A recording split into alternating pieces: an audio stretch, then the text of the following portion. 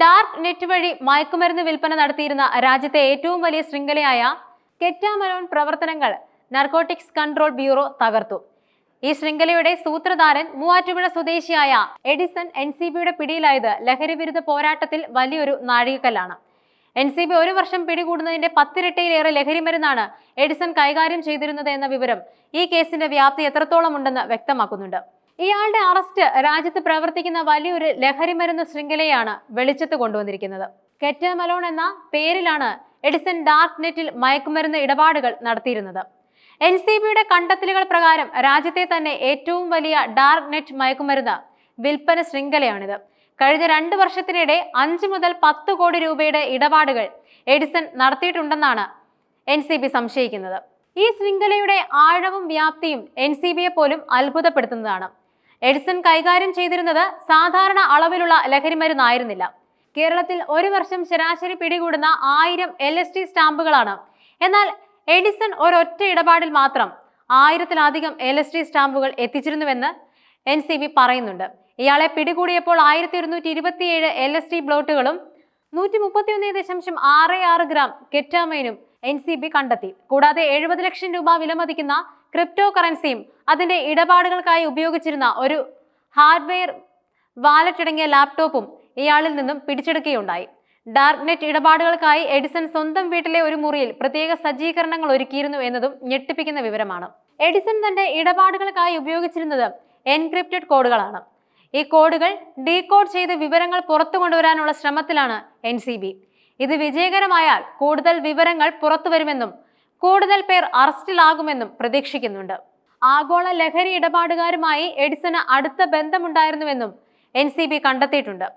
Doctor Zeus കാർട്ടലുമായി Edison അടുത്ത ബന്ധമുണ്ടെന്നും ഈ കാർട്ടലിൽ നിന്നാണ് ഇയാൾക്ക് ആവശ്യമായ ലഹരിമരുന്ന് എത്തിച്ചിരുന്നതെന്നും NCB നേരത്തെ തിരിച്ചറിഞ്ഞിരുന്നു. നിരവധി അന്താരാഷ്ട്ര ലഹരി സംഘങ്ങളുമായി ഇയാൾക്ക് ബന്ധമുണ്ടായിരുന്നു.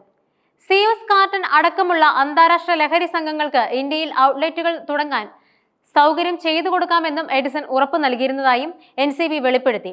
ഇത് എഡിസന്റെ പ്രവർത്തനങ്ങളുടെ ആഗോള വ്യാപ്തിയും സ്വാധീനവും വ്യക്തമാക്കുന്നുണ്ട്.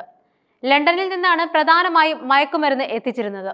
ഡാർക്ക് നെറ്റിൽ മയക്കുമരുന്ന് വിപണനം ചെയ്യുന്ന കാർട്ടലുകൾക്ക് വിൽക്കുന്ന മയക്കുമരുന്നിന്റെ അളവും വിലയും അടിസ്ഥാനമാക്കി ഒരു സ്റ്റാർ മുതൽ 5 സ്റ്റാർ വരെ റേറ്റിംഗ് നൽകാറുണ്ട്. ഇതിൽ ഇന്ത്യയിലെ ഏക ലെവൽ 4 ഡാർക്ക് നെറ്റ് ഇടപാടുകാരനായിരുന്നു എഡിസൺ എന്ന് NCB വ്യക്തമാക്കി. കഴിഞ്ഞ 2 വർഷത്തോളമായി എഡിസൺ ഡാർക്ക് നെറ്റിൽ സജീവമാണ്.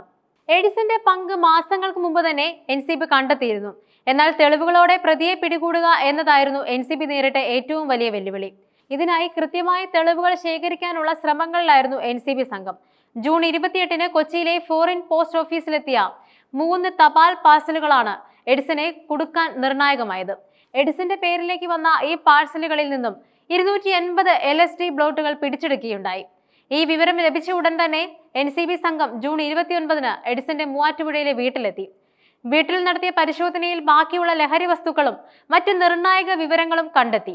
ഡാർക്ക് നെറ്റ് മാർക്കറ്റുകളിലേക്ക് പ്രവേശിക്കാൻ ഉപയോഗിച്ച പെൻഡ്രൈവ്, 1-ലധികം ക്രിപ്റ്റോ കറൻസി വാലറ്റുകൾ, ഇടപാടുകളുടെ വിവരങ്ങൾ അടങ്ങിയ ഹാർഡ് ഡിസ്കുകൾ, ഒരു ഹാർഡ്വെയർ വാലറ്റ് എന്നിവയും NCB കണ്ടെത്തി.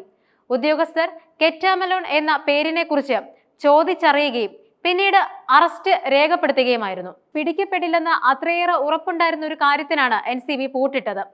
എഡിസനൊപ്പം തന്നെ മറ്റൊരു മൂവാറ്റുപുഴ സ്വദേശിയെയും കസ്റ്റഡിയിലെടുത്തിട്ടുണ്ട്. കഴിഞ്ഞ 2 വർഷത്തോളമായി ഡാർക്ക് നെറ്റ് മാർക്കറ്റുകളിൽ എഡിസൺ സജീവമാണ്. എന്നാൽ അതിനു മുമ്പ് ഏകദേശം 4 വർഷത്തോളമായി ഇയാൾ ലഹരി ഇടപാടുകൾ തുടങ്ങിയിട്ടുണ്ടെന്ന് NCB പറയുന്നുണ്ട്. മെക്കാനിക്കൽ എഞ്ചിനീയറിംഗിൽ ബിരുദം നേടിയ എഡിസൺ ബംഗളൂരു, പൂനെ തുടങ്ങിയ സ്ഥലങ്ങളിൽ ജോലി ചെയ്തിരുന്ന സമയത്താണ് ലഹരി ഇടപാടുകൾ ആരംഭിച്ചത്. ആദ്യം തുടക്കക്കാരെ കണ്ടെത്തി വിൽപ്പന ആരംഭിച്ച ഇയാൾ പിന്നീട് ഡാർക്ക് നെറ്റ് വഴി മയക്കുമരുന്ന് എത്തിക്കുകയായിരുന്നു. നാട്ടിൽ ഒരു റെസ്റ്റോറന്റ് ആരംഭിച്ചെങ്കിലും കോവിഡ് സമയത്ത് അത് പൂട്ടുകയായിരുന്നു. അതിനുശേഷമാണ് വീട്ടിലിരുന്ന് ലഹരി ഇടപാടുകൾ തുടങ്ങിയത്. എന്നാൽ ഇയാളുടെ ലഹരി ഇടപാടുകളെ കുറിച്ച് വീട്ടുകാർക്കോ നാട്ടുകാർക്കോ യാതൊരു അറിവും ഉണ്ടായിരുന്നില്ലെന്നും എഡിസൺ എല്ലാം സമ്മതിച്ചെന്നും NCB അറിയിച്ചു. ബിറ്റ്കോയിൻ ഉൾപ്പെടെയുള്ള ക്രിപ്റ്റോ കറൻസികളായിരുന്നു ആദ്യകാലത്ത് ഇടപാടുകൾക്കായി ഉപയോഗിച്ചിരുന്നത്. എന്നാൽ ഇപ്പോൾ മൊണേറോ പോലുള്ള ക്രിപ്റ്റോകൾ ഉപയോഗിച്ചാണ് ഇടപാടുകൾ നടത്തിയിരുന്നത്. ഈ ക്രിപ്റ്റോ കറൻസികൾ ട്രാക്ക് ചെയ്യുവാൻ ബുദ്ധിമുട്ടാണ് എന്നതാണ് ഇയാളെ ഈ കറൻസികളിലേക്ക് ആകർഷിക്കാൻ കാരണം.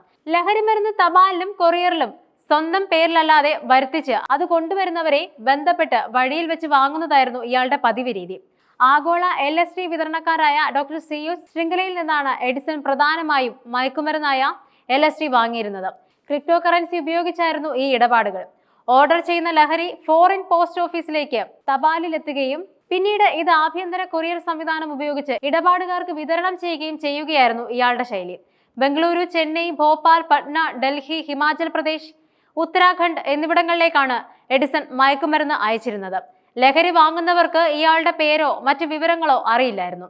സംശയം തോന്നാതിരിക്കാൻ ഓരോ തവണയും വ്യത്യസ്ത പട്ടണങ്ങളിലെ ആഭ്യന്തര കൊറിയർ സംവിധാനങ്ങളാണ് ഇയാൾ ഉപയോഗിച്ചിരുന്നത്. എന്നാൽ ജൂൺ 28-ന് എഡിസന്റെ പേരിൽ ഫോറിൻ പോസ്റ്റ് ഓഫീസിലെത്തിയ 3 തപാൽ പാഴ്സലുകളിൽ കസ്റ്റംസ് ഉദ്യോഗസ്ഥർക്ക് സംശയം തോന്നി. അവർ ഉടൻ തന്നെ നർക്കോട്ടിക്സ് കൺട്രോൾ ബ്യൂറോയെ വിവരം അറിയിക്കുകയായിരുന്നു. ഇതിൽ നിന്നാണ് എഡിസണിലേക്ക് അന്വേഷണം എത്തുന്നത്. തുടർന്ന് ഡാർക്ക് വെബ് രഹസ്യ കോഡുകളടക്കം കണ്ടെത്തിയാണ് NCB എഡിസനെ കുടുക്കിയത്. ഗൂഗിൾ പോലുള്ള ബ്രൗസറുകളോ സെർച്ച് എഞ്ചിനുകളോ ഉപയോഗിച്ച് പ്രവേശിക്കാൻ സാധിക്കാത്തതും ടോർ പോലുള്ള പ്രത്യേക സോഫ്റ്റ്വെയറുകളും കോൺഫിഗറേഷനുകളും ആവശ്യമുള്ളതുമാണ് ഡാർക്ക് നെറ്റ്. ഇടപാടുകാർ തമ്മിൽ എൻക്രിപ്റ്റ് ചെയ്ത സന്ദേശങ്ങളാണ് കൈമാറുന്നത് എന്നതിനാൽ ഇതിലേക്ക് നുഴഞ്ഞു കയറുക അതീവ ദുഷ്കരമാണ്. ഏതെങ്കിലും ഇടപാടുകൾ വലയിൽ കുടുങ്ങിയാലും എല്ലാ കണ്ണികളെയും പിടികൂടാൻ പ്രയാസമാണ്. കൂടാതെ അന്വേഷണ സംഘങ്ങൾ സമീപിച്ചാലും ചില രാജ്യങ്ങൾ ഡാർക്ക് നെറ്റ് വിവരങ്ങൾ കൈമാറാൻ വിസമ്മതിക്കാറുണ്ട്. ഈ കാരണങ്ങൾ ഡാർക്ക് നെറ്റിലെ ലഹരി മാഫിയയ്ക്ക് ഒരു സുരക്ഷിത താവളമാക്കി മാറ്റുന്നു. എന്നിരുന്നാലും NCBയുടെ ഈ നീക്കം ഡാർക്ക് നെറ്റിലെ ലഹരി മാഫിയയ്ക്ക് ഒരു താക്കീതാണ്. കൂടുതൽ ചോദ്യം ചെയ്യലിലൂടെ ഈ ലഹരി ശൃംഖലയുടെ എല്ലാ കണ്ണികളെയും പിടികൂടാൻ കഴിയുമെന്നാണ് NCBയുടെ പ്രതീക്ഷ. ലഹരി വിരുദ്ധ പോരാട്ടത്തിൽ NCB നടത്തുന്ന ഇത്തരം ശക്തമായ നടപടികൾ യുവതലമുറയെ ലഹരിയുടെ കരാളഹസ്തങ്ങളിൽ നിന്നും രക്ഷിക്കാൻ സഹായിക്കും. ഈ കേസ് ലഹരിമരുന്ന് മാഫിയയുടെ പ്രവർത്തന രീതികളെക്കുറിച്ചും അവരെ പിടികൂടാൻ ഏജൻസികൾ നടത്തുന്ന പ്രയത്നങ്ങളെക്കുറിച്ചും പൊതുജനങ്ങൾക്ക് വ്യക്തമായ ധാരണ നൽകുന്നുണ്ട്.